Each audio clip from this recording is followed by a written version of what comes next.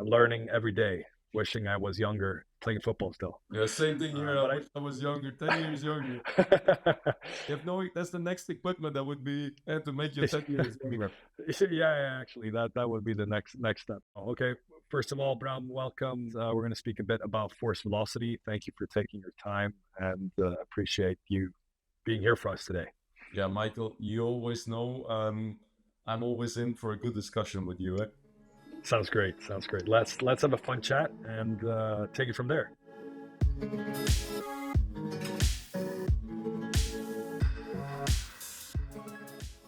So, Bram, could you please start by explaining a bit what force velocity profiling is in general? Yeah, and generally, basically, it's that for every load, you plot the velocity of the bar of the movement. So you have a very good idea of the force velocity curve at the force side of the curve and also at the velocity end of the curve. So the velocity end is where you have high speed, low load. At the force end of the curve, you have high load, of course, lower speed. Um, from the force velocity curve, you can also, of course, determine the power curve, but then you have a great overview of the potential, the strengths and the weaknesses also of the player. So you have a good idea also in evolution and time, how that evolves, because you know with your training, okay, you're going to improve more on the force side of the curve or more on the velocity side of the curve or in general. And based on what you see in progress, you also can determine where you have to focus on with that athlete. For example, an athlete that you especially see evolution at the force end, then you know you can progress a little bit more to also ballistic work, plyometric work, speed work. Maybe you have to focus a little bit more or end your training more on that. And if you see, let me give the example of the playoffs in Belgium. The last 8 weeks of the competition, the top six, they play each other, and there everything is determined. If I see a player there and he made a good progress over the whole curve from force to velocity, I know the last 8 weeks of the competition, I can focus a lot more on the velocity part of the curve, ballistics, plyometrics, speed, and I don't have to maintain too much the force side of the curve because the next 8 weeks he has a good enough base. Um, he will still make progression those last weeks. And that basically brings me over to the next question: why FAP is crucial in an athlete's development. But that's basically what you just mentioned, that you can follow the metrics over time, follow the development, look at different stages of the competition in this case to look at what do we need to address in that specific moment. Is that correct? You're a quick understander, Michael, like always. So Thank you, thank you, thank you. And how, if you look at nowadays in your club situation, how do you track force velocity profiling both in the gym and in the sprint section? How do you track that and monitorize that yeah, as per now? we have the linear transponders, so the sensors in the weight room. And of course, we also use the photon system when we go to sprinting or resisted sprinting to have an idea about the horizontal force profile and the vertical force profile. So that helps us also, but that's another discussion. But that helps us a lot in determining what is the horizontal force profile, how much horizontal force can an athlete produce. And if you see a decline during the season, that means that player is more vulnerable to hamstring injuries. And also, when he returns from a hamstring injury, an athlete that returns from a hamstring injury, mostly you see a decline in the horizontal force profile. So he can produce less horizontal force, and that sets him up for a higher chance of recurrence. That's extremely important to work on that. And if I would take myself as an example, when I was playing football, I never worked with force velocity profiling either in like the sprints or in the gym. If I was a football player today, how would that benefit like my development in a different way than when I was not using the same method in training? How could that have had improved my career, if that makes sense? If that's a good question, if you understand With the what I'm force meaning. velocity profiling in general, so you're quite an explosive type. Yeah, I've worked with you. I know you. But this is me guessing. This is a little bit Yeah. my gut feeling. And this way, I have it as black on white on paper. I have a very Yep. good idea, and also I have a very good idea about the evolution.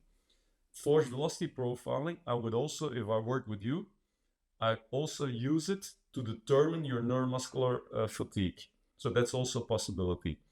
Uh, today, we don't only do performance testing, but we do fatigue testing on a very regular basis. So that means several times a week that we do some kind of measurement. Counter movement jump is the most common one. But if I look at, for example, let's take the squat, like for example, the front squat. Let's take a certain load, like 70% of your one repetition maximum. If I look at that load and on a regular basis in time, we look at the speed that you reach with that load. That's also very reliable to predict your neuromuscular fatigue because it has a very high correlation above 0.9 with the counter movement jump height. If I have a very hard training, for example, today, then with counter movement jump or with the velocity with a certain load, I have a very good idea when you will recover from that. And the All next, right. And sorry, go ahead. My bad. yeah, just the next part is also the horizontal force profiling.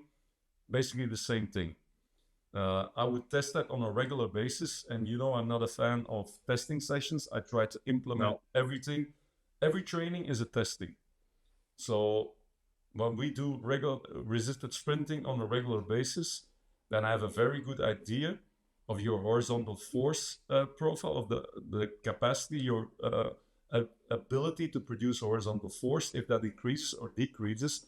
If I see progressively decrease at a certain moment, yeah, we have to act on that because that will set you up for a higher risk of hamstring injury. And that leads me in on the next question. Since we're talking about force deficiency and velocity deficiency, just in general, how would you act if you noticed that a player was force deficient, maybe in a just performance testing session, but also in an in season training testing session where you notice, okay, the force is down, this player might be fatigued. What would be the go-to things to address and do in that case? Um, that's a tough question because it's a complicated answer. Of course. But I would say we combine, so we never look at one isolated metric. We always take into account a combination of metrics. And for example, if I would see a decline in a lot of parameters and also the horizontal force profiling with a player, imagine it's you, and I see that you're, you played regular games, your the load is quite high, the mechanical load.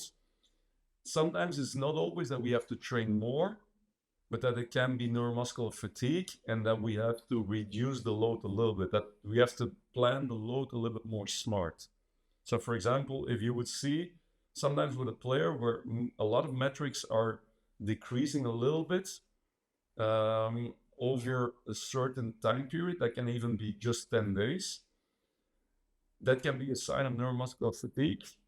And working more on that posterior chain or working more on resisted sprinting and sprinting itself is sometimes not the best idea. Sometimes it's better there to reduce a little bit the load and go a little bit more to the load that's really essential. Yes. With other players, okay, if I see a low load and I see there a decrease, yeah, of course, then I know I have to work a little bit more. But if I see decrease, the answer is not always, and especially in the season, work more. It's basically work smarter and decrease a little bit the load in a well-planned manner. And does the same thing basically apply to if you just look at the horizontal force and the like sprint force velocity profile, if the player is velocity deficient, does the same metric apply to evolve and train on that perspective, or is it a different way of thinking when you look at force and velocity separate, or is it the combination of both that you I look try to at, address at the same time? yeah, I mainly always look at the combination. Okay. So you have so many different tests, you have so many parameters. You also have the dynamic strength index, all those things. They're a very good indication, but I never make a decision just based on one parameter. I No. always take into account a lot of different tests, and that's also the added value, the game changer of the technology of the day of today. It's you can assess easily within training all those parameters, so you have a lot of data, and you always take a better, well-informed decision on a pool of data than on just one parameter. And that basically answers my next question that I wanted to ask. But like, how can you're just one step ahead, Bram? Uh, but basically, how technology can help coaches and how the new technology that's coming today can help coaches and physios assess FVP profiles in the gym, in the sprinting.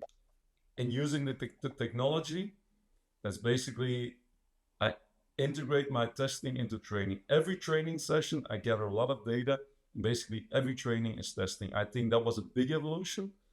And that's also a big evolution that helped me use that data to really make informed decisions. That's a big change. Of course, in the methodology, I also changed. You know, I'm a big fan of eccentrics, decelerations over my Yeah. career. I also went a lot more. I progressed more towards also eccentrics and deceleration. There are a few other things, but I think that mainly is the most important thing. Yeah, and then jumping on to basically, I know in sports, in most sports, when you work in teams, there's always an issue that you have many players and you have a lot of things to do. There's time limits and so forth. How could force velocity profiling be implemented in a team level? How would you use that in a team level? I know you mentioned some bits in putting it into training, making the training the test session, so you actually integrate into that. But are there any other ways that you see force velocity profiling on a higher level within a team being beneficial over time to work with? If you look at the whole picture, like dynamic strength index, that gives a fast, like a quick insight.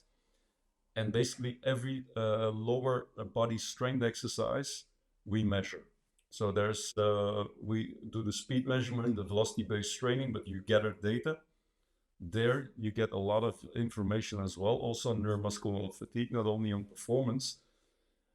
And what gives you a very quick insight as well is if that you look at the acceleration capabilities of a player and you compare it with their deceleration capabilities. And in each team, you will see one or two players that really surprise you.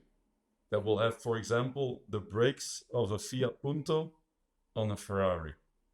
Yeah, and then you know, okay, that's yeah, that will set you up for injury.